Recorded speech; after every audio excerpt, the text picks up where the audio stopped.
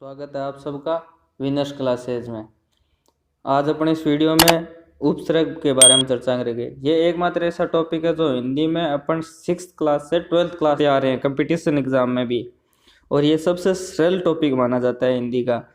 Almost competition में इसमें से 4-5 प्रश्न उठाए जाते हैं और लगभग स्टूडेंट इन प्रश्नों को सही करके आता है। तो आज अपन उपसर्ग के बारे में चर्चा करेंगे। पहले थ्योरी पढ़ेंगे, फिर अभ्यास प्रश्न देखेंगे कि कैसे एग्ज़ाम में पेपर में पूछे जाते हैं प्रश्न, किस प्रकार से मूल शब्द देके उसको तोड़ के पूछा जाता है या उपसर्ग का अर्थ पूछा जाता है, क्या कुछ पूछा जाता है। तो चलो चलते हैं अपन अब उपसर्ग के बारे में चर्चा करते हैं। जैसा आप इस पे हेडिंग देख रहे हो, अपन परिभाषा पढ़ते हैं। उपसर्ग भाषा प्रयोग में कुछ ऐसे मूल वर्ण या वर्ण समूह होते हैं जिनका अर्थ की दृष्टि से और विभाजन नहीं किया जा सकता। इस प्रकार के मूल शब्द भाषा की अविभाज्य इकाई होते हैं। ये किसी शब्द से पहले जुड़कर नए अर्थ का निर्माण करते हैं। चूंकि ये एक स्वतंत्र शब्द के रूप में प्रयोग नहीं होते, इसलिए इसे उपसर्ग कहा जाता है।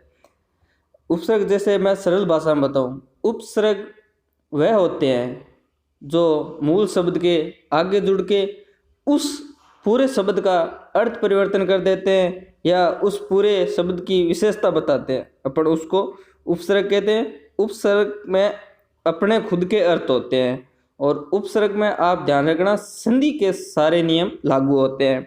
जितने संधि में नियम है उतने ही उपसर्ग में लागू होते हैं, तो ये चीज़ आप ध्यान रखना। अब प्रत्यय में कोई संधि का नियम नहीं लागू होता, तो वो अपन अगले सेशन में जानेंगे कि प्रत्यय क्या है, वो सब आगे जानेंगे। तो ये परिभाषा थी। परिभाषा में आपको सरल भाषा में बता देता हूँ। वह शब्दांश जो मूल शब्द के आगे जुड़कर उस शब्द का अर्थ या विशेषता में परिवर्तन कर देते हैं, उसे अपन उपसर्ग कहते हैं। और उपसर्ग 90% यण संधि है ना, उसमें से पूछे जाते हैं उदाहरण। मैं ये नहीं बोलता कि सारे उपसर्ग यण संधि में से पूछे जाएंगे, नहीं, आपको और संधि के उदाहरण भी मिल जाएंगे, लगभग यण संधि में से पूछे जाते हैं। तो अपन ने ये परिभाषा देख ली। अब अपन देखते हैं पूरा आगे।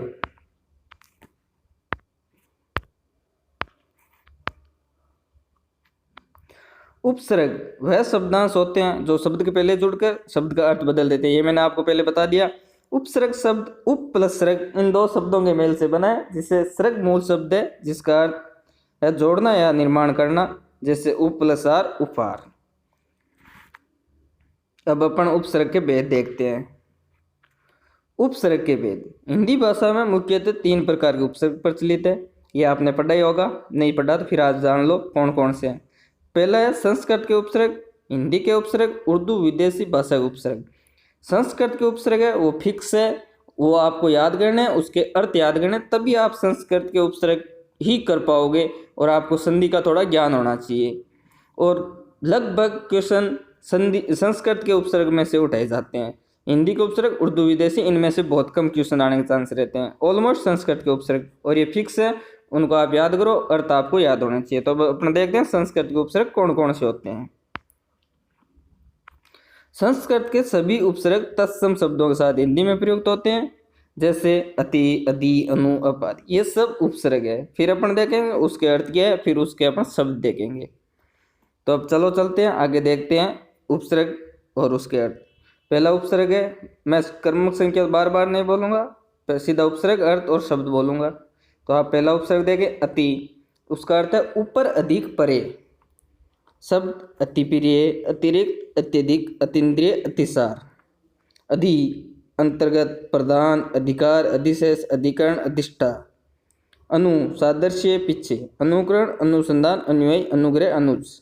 अप निरादर, दीनता, अपमान, अपयश, अपव्यय, अपकीर्ति। अपि निश्चय, भी, अपितु, अपिदान, अपिहित, ढकावा। अभी पास, सामने, अभिमान, अभिवादन, अभिषेक, अभिमुख, अभियान। मैंने आपको ये बताया था 90% यण संधि में से यही मैंने यहाँ लिख रखा है, तो आप यण संधि पे थोड़ा फोकस ज़्यादा रखें। आगे अव अनादर, हीनता, अवगुण, अवहेलना, अवनति, अवसाद, अवागयन। आ पूर्ण, विपरीत, सीमा, आदेश, आहार, आगमन, आजना, आगमन या आगमन 2 बार आ गए, 1 बार ये, आभार, उद, उच्चता, ऊपर, श्रेष्ठ, उधार, उत्सर्ग, उत्साह, उद्वार, उत्थान, उत्तम, उप, समीपता, सहायता, गौण, उपहार, उपवास, उपदेश, दूर या दुस, निंदा, कठिनाई, बुरा, दुर्गुण, दुराचार, दुस्साहस, दुर्जन, दुष्कर्म, दुष्चरित्र। इनमें आप सारों में संधि विशेष करोगे तो आपको उपसर्ग अपना आप अलग होते दिखाई देंगे। निषेध, अधिकता, निवारण, निषेध, निल्य, निषेध रहित, बिना, निर्बल, निरपराध, निर्भय, निश्चल, निष्काम, निस्तेज,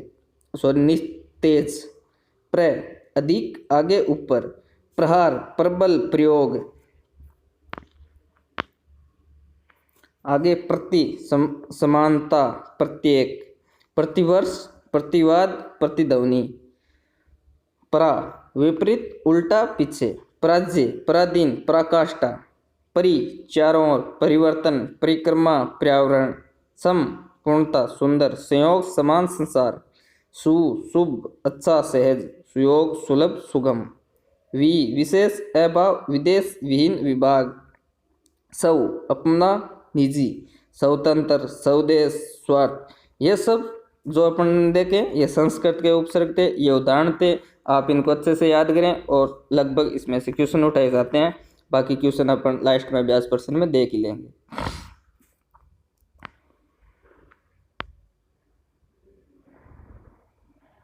हिंदी के उपसर्ग, हिंदी भाषा में संस्कृत के उपसर्ग में परिवर्तन करके तद्भव उपसर्गों का निर्माण किया जाता है। ये हिंदी उपसर्ग है, ये कोई फिक्स नहीं होते, आपको बहुत सारे मिल जाएंगे बुक्स में। ये अपन जो देख रहे हैं ये 9 to 12 वाली एनसीईआरटी में से देख रहे हैं और लगभग एनसीईआरटी में से पूछे जाते हैं। और अगर कोई गलती हो तो अपन उस पर आपत्ति एनसीईआरटी इन सब से लगा सकते हैं, तो अपन एनसीईआरटी से पढ़ रहे हैं।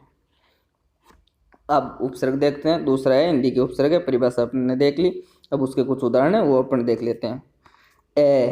अर्थ है नहीं, एकाज, अचेत, अटल। ये आप इसका संधि विच्छेद करोगे तो संस्कृत के जो अपने उदाहरण देखे थे उससे बहुत आसान है।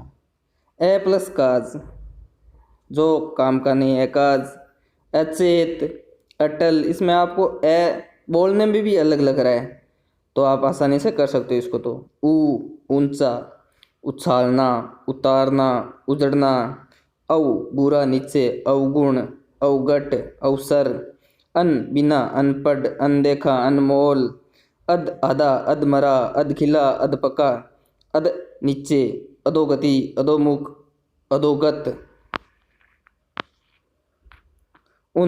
एकम जैसे 59, 49, 79, कयकु, बुरा, कठिन, कैपूत, कुढंग, कुचाल, विपरीत, निडर, निशान, निपट, स या सु, अच्छा, सपूत, सजल, सजीव, सुयश, सुकांत, भरा हुआ, पूरा, भरपूर, परसक, भरमार, 4, चौमासा, चौराया, चौखट।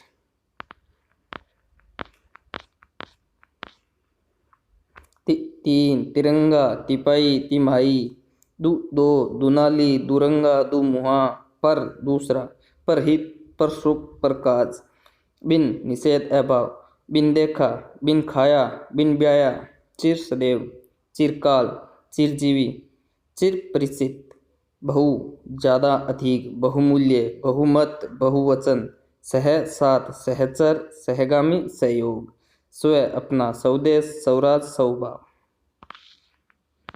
ये तीसरा भाग है उर्दू विदेशी उपसर्ग। ये उपसर्ग विदेश से आए हैं, जैसे विदेशी लोग आए हैं यहाँ पे तो उनके कुछ शब्द यहाँ छूट गए, कोई अपने यहाँ से विदेश गए हों वो कुछ शब्द लेके आ गए, तो ये सारे विदेशी शब्द है जिसे हम उर्दू या विदेशी उपसर्ग कहते हैं। अब अपन इसकी परिभाषा और उदाहरण भी देख लेते हैं। भारत में बहुत समय तक उर्दू व अन्य विदेशी भाषाएं प्रचलित रही है, ये मैंने आपको बताया था। हिंदी भाषा में उर्दू, अंग्रेजी आदि अनेक भाषाओं के उपसर्ग भी प्रयुक्त होने लगे हैं। कौन कौन से हैं ये अब अपन देखेंगे। अल, निश्चित, अलविदा, अलबेला, अलमस्त, ना, रहित, नालायक, नापसंद, नापाक, एन, ठीक, एन वक्त, एनायत, एन मौका, ला, बिना, लाचार, लाजवाब, लापता, बद, रहित, बुरा, बदनाम, बदजात, तमीज़, बा अनुसार साथ, बाकायदा, बाएदब, बाइज्जत,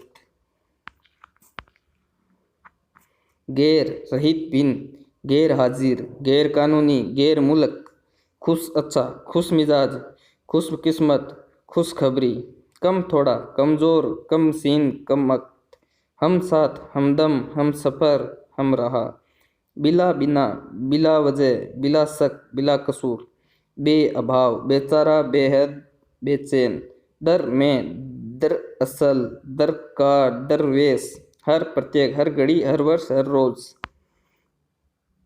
ब साथ पर, बदस्तूर, बदतौर, बदशर्त, सर मुख्य प्रधान, सरकार, सरदार, सरताज, नेक भला, नेक दिल, नेक नियत, नेक काम, हेड प्रमुख, headmaster, head boy, head girl, sub ऊपर, sub inspector, sub division, sub committee, half आधा, half pant, half ticket, half shirt, general प्रधान, जनरल मैनेजर, जनरल सेक्रेटरी, ये सब थे उपसर्ग।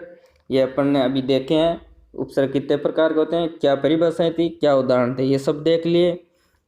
अब अपन देखेंगे कि अभ्यास प्रश्न क्या है, इसके कैसे क्वेश्चन आते हैं, कैसे पूछे जाते हैं, तो अपन अब देखते हैं आगे। तो चलो चलते हैं, अब वो सब देखते हैं।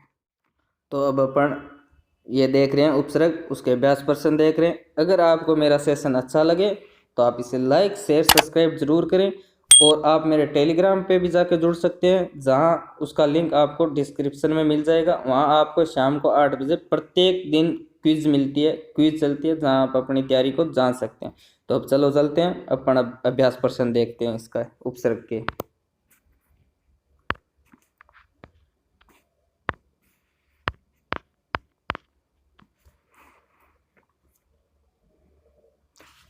क्वेश्चन है, उपसर्ग की विशेषता नहीं है। ये शब्दांश होते हैं, इनका स्वतंत्र अर्थ होता है, ये शब्द के प्रारंभ में जुड़ते हैं, ये शब्द के साथ जुड़कर उनके अर्थ को परिवर्तित कर देते हैं। तो आप कमेंट बॉक्स में इसका आंसर बताएं कि क्या होगा।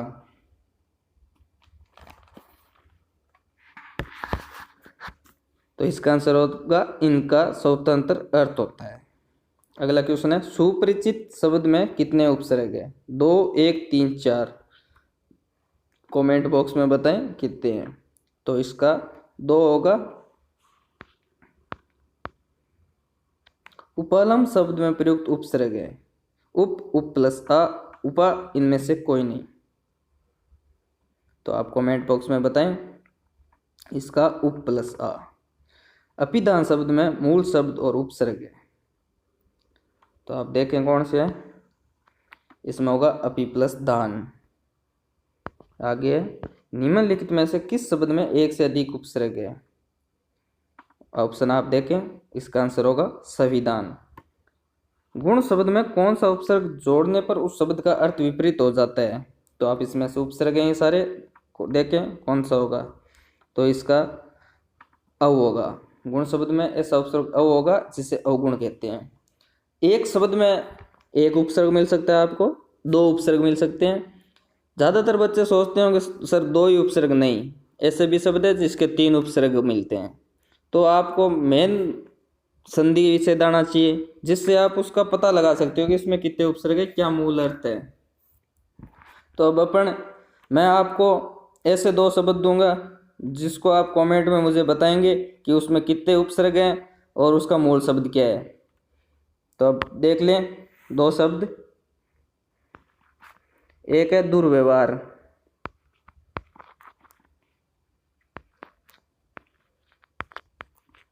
एक है दुर्व्यवहार, एक है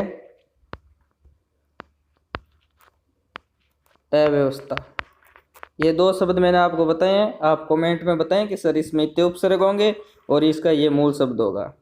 तो अब अपन मिलते हैं नेक्स्ट सेशन में, और अगर मेरा आपको ये सेशन अच्छा लगा हो तो इसको लाइक शेयर सब्सक्राइब ज़रूर करें। धन्यवाद।